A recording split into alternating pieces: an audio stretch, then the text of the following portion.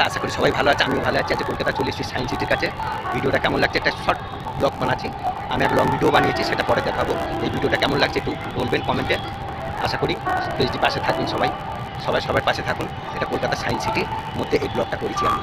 দেখুন কেমন লাগছে, দেখেছেন কত সুন্দর গার্ডেনগুলো সাজিয়ে রেখেছে।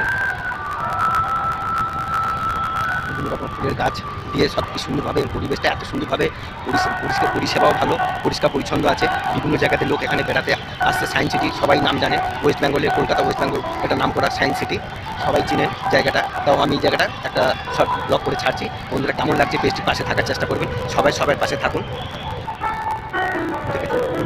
কত সুন্দর সাজিয়ে রেখেছে গার্ডেনটা। এই যে দাদাগুলো এত গাছের যত্ন রাখে, দেখুন আমরা কিন্তু ঘরোয়া লোক পারবো না।